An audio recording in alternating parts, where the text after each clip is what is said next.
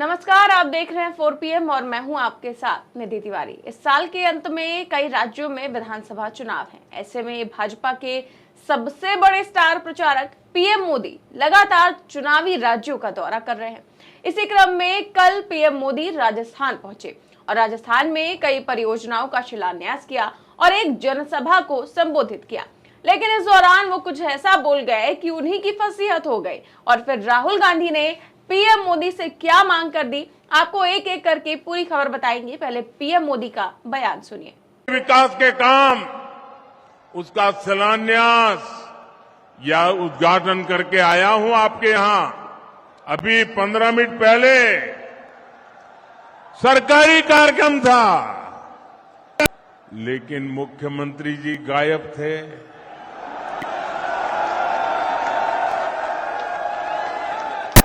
क्यों गायब थे? क्योंकि उनको भरोसा है मोदी आएगा तो सब ठीक हो जाएगा।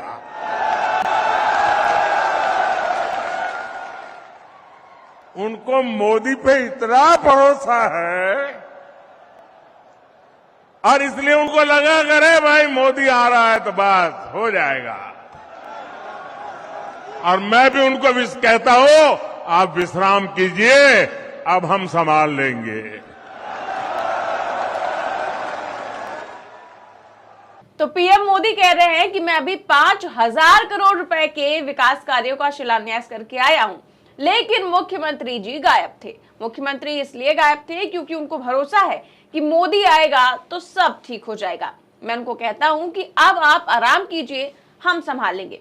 मोदी जी, अगर आप संभाल ही रहे होते तो क्या ही बात होती। आप संभाल रहे होते तो मणिपुर की हालत बद से बदतर नहीं होती। आप संभाल रहे होते तो देश में जो इतनी सारी घटनाएं हो रही हैं वो ना हो रही होती।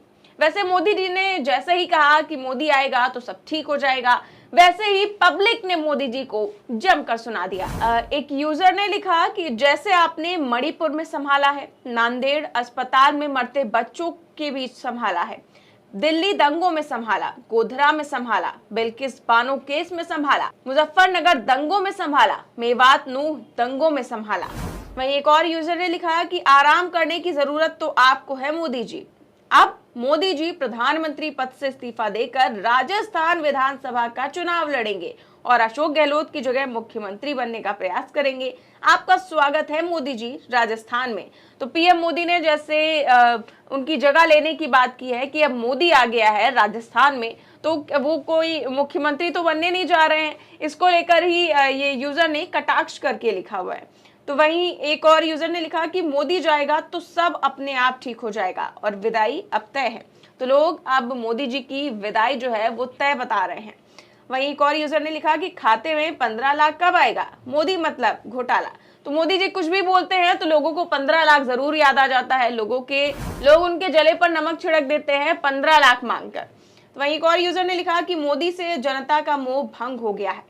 मोदी जी, आप भी कब तक 18-18 घंटे काम करते रहेंगे, इसीलिए अब आप भी आराम करिए और किसी युवा को देश सेवा करने का मौका दीजिए। तो लोग कह रहे हैं कि अब आप आराम करिए, आप इतने घंटों तक काम करते हैं तो अब किसी युवा को मौका दीजिए जो देश सेवा कर सके। जबकि पीएम मोदी तो अगली बार आने की भविष्यवाणी भी कर चुके हैं लाल किले की प्राचीर से कि मैं फिर से आऊंगा, लेकिन अब लोग कह रहे हैं कि आप अब आराम कीजिए। तो इस तरह लोगों ने पीएम मोदी को सुना दिया।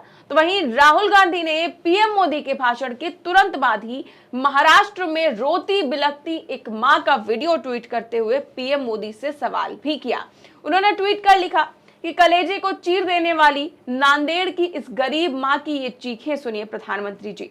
आप अपने गुनाहों की सजा हमेशा गरीबों को क्यों देते हैं। तो ये राहुल गांधी ने ट्वीट किया है नांदेड़ को लेकर। आपको बता दें कि ये वीडियो महाराष्ट्र के नांदेड़ के एक अस्पताल का है। बीते कई दिनों से कई मरीजों की वहां पर मौत की खबरें आ रही हैं अस्पताल से। बीते 72 घंटे में यहां पर 38 लोगों की जान चली गई है। इनमें से 16 से ज्यादा बच्चे थे जिनकी मौत हो चुकी है। कई मरीजों की हालत अभी भी गंभीर है और अस्पताल में मरीजों के परिजन लगातार हंगामा कर रहे हैं। आरोप है कि दवा और स्टाफ की कमी से मरीजों की मौत हो रही है। इसके अलावा जितने बेड नहीं है उससे कहीं ज्यादा मरीज भी भर लिए जाते हैं। लगातार परिजन हंगामा कर रहे हैं और जांच की मांग कर रहे हैं, लेकिन वहां पर कोई सुध लेने को तैयार नहीं है। महाराष्ट्र में भारतीय जनता पार्टी की सरकार है, एकनाथ शिंदे मुख्यमंत्री हैं, लेकिन कोई कार्रवाई नहीं। मामला ज्यादा बढ़ने पर, मीडिया में सामने आने पर मजबूरन केवल एक फॉर्मेलिटी की गई और एक डीन और एक डॉक्टर पर एफआईआर दर्ज कर ली गई, सिर्फ एफआईआर। लेकिन क्या इतना काफी है? वो भी ना होती अगर लगातार इस मामले ने सोशल मीडिया पर तूल ना पकड़ा होता, क्योंकि मीडिया में तो ये सारी चीजें इतनी नहीं दिखाई जा रही है, लेकिन सोशल मीडिया पर लगातार इसको लेकर गुस्सा देखने को मिल रहा है कि इतनी सारी मौतें कहां से हो गई। फिलहाल लगातार अस्पताल में मौतें हो रही हैं और उन्हीं में से एक है ये बच्चे की मां, जो रोती बिलखती चीख रही है अपने बच्चे के लिए, जो अपने बच्चे की जान गंवा चुकी है। लेकिन मोदी जी चुनावी सभा में कह रहे हैं कि मोदी आएगा तो सब ठीक हो जाएगा। अगर सब ठीक होता तो इस मां को रोना बिलखना ना पड़ता।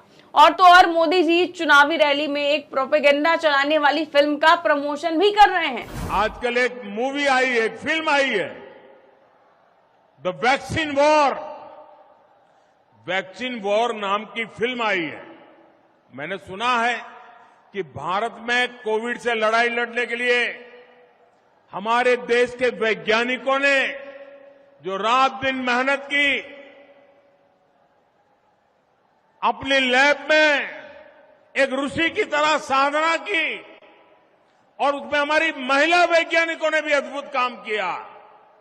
उन सारी बातों को एक बढ़िया तरीके से वैक्सीन वॉर फिल्म अभी जो आई है, शायद इसी सप्ताह आई है, उसमें इसको दर्शाया गया है। ये उस फिल्म की बात कर रहे हैं, द वैक्सीन वॉर, जो विवेक अग्निहोत्री की फिल्म है, जो बॉक्स ऑफिस पर बुरी तरह से फ्लॉप हुई है। अब उसका प्रमोशन खुद प्रधानमंत्री मोदी कर रहे हैं, वो भी कहां, एक सरकारी कार्यक्रम में। वैसे मोदी जी इस तरह की फिल्म का प्रमोशन पहले भी समय समय पर करते रहे हैं।